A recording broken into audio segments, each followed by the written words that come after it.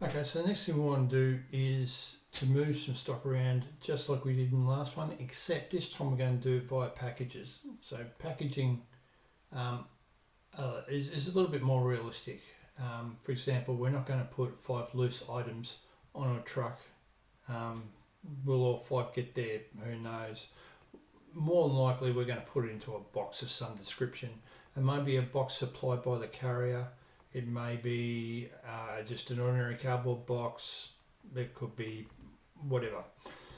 So let's do that, and we'll see how this works. And again, we'll step through the process and see how it operates. So the first thing we want to do is we want to create an operation from sending some stock from the DC out to one of our stores. So we'll open this guy up and we'll create a new transfer. So at the moment I'm going to take it out of DC stock, and what I want to do is pick out which store do I want to go to.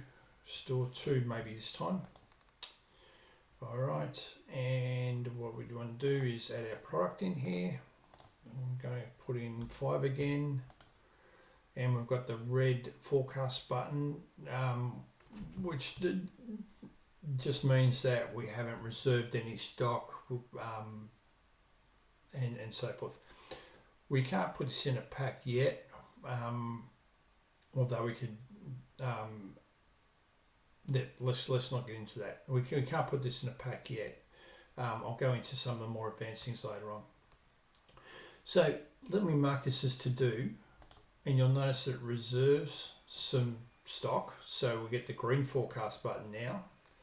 But what I can also do is I'll get this put in pack button. So I can put in a pack button by clicking that button, which is what I would generally do.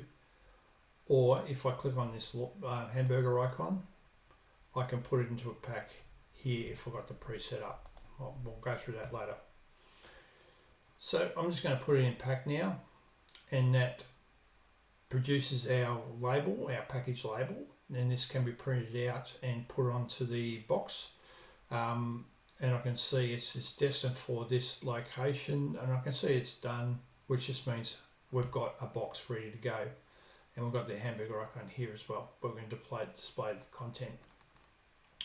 What I will mention too is that if we go up to the action gear icon, I can print out all sorts of things. I can the picking orders, the delivery slip, the packaging, the return slip, and labels, so forth. So they can all be printed out and either put into the box or stuck on the box. If we've got Dymo label makers set up, we can print them out to that. All those sorts of things. What I can also do is see my packages up here. Now I've got a packages smart button. I can see that package, and here is that package, and we can open that up, and you'll notice that it doesn't have any content in here. So it's interesting the way Odoo have this set up is you create the package, but you don't actually put the products into the package until you validate the delivery, which anyway, it's the way it is. So what we can do now is we'll validate the delivery, and that means that this box is now actually on the truck, and you'll notice it's actually got the 5 contents. So let's have a look at this package again, and you'll notice that it has actually got that content in there. I'm sure that this will get addressed in future versions, but it seems a bit odd to me at the moment with the way they do have it set up. Nevertheless, it still works. It's all good. And so what do I want to do here? I think we've got our moves and transfer smart buttons, but really I'm not going to do the next transfer now until the truck arrives at the destination. So let's go back to our overview, and we can see that for store 2 we have some goods coming in. So let's go and have a look at those. And I can see we've got this transfer. So let's open this guy up, and I can see we've got 5 products A's that is coming in a package. I can tell because it's got the package button up the top here. And I can click on that, and I can see so I can see what's in it.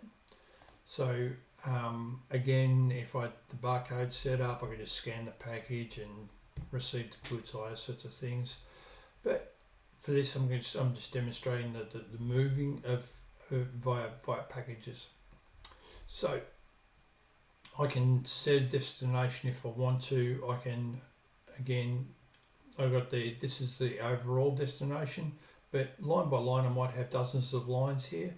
I can click on the hamburger icon and pick out a particular location within my warehouse to put this particular pack, and so forth. And remember that I'm actually managing the pack right at this point in time, not the 5 individual items. I'm actually managing it by the pack. So I'll just discard that and I can validate. Alright, so now I've got my pack at the destination location. Just before I do get into that, let me go and have a look at my products. I can see I've got 50 of these product A's.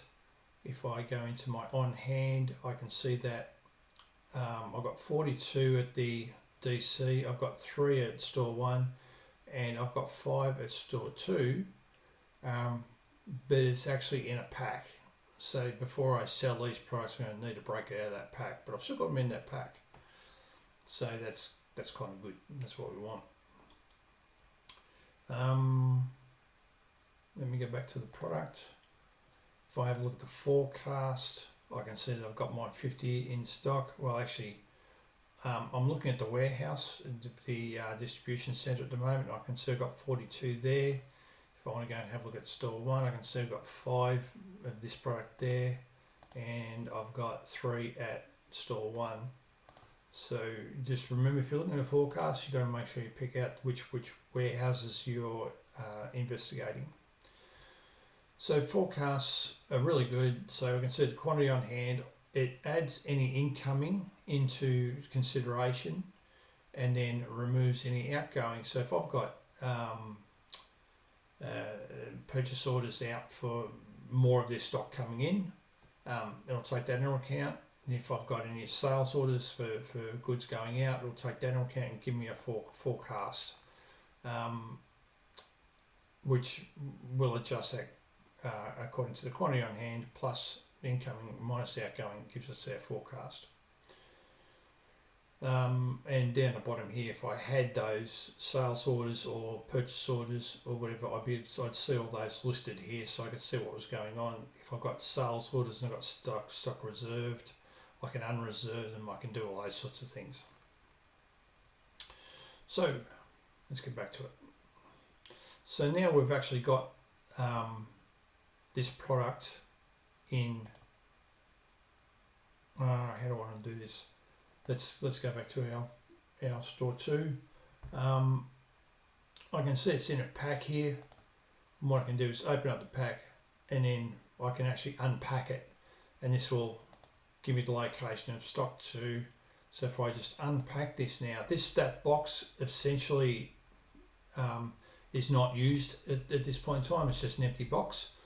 And if we go back to our products again and have a look at product A, I can see that the package has been removed, and these are now they're in that location. That might be a shelf, it might be a bin, it might be however you configured it, but they are loose and ready to then be sold.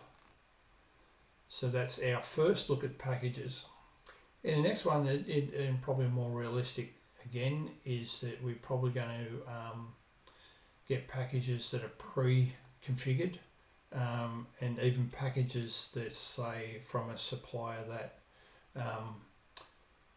prior to us receiving the goods, we'll get a list of what packages are going to be and what the contents of those packages are going to be. So we'll have a look at that in future sessions. Okay.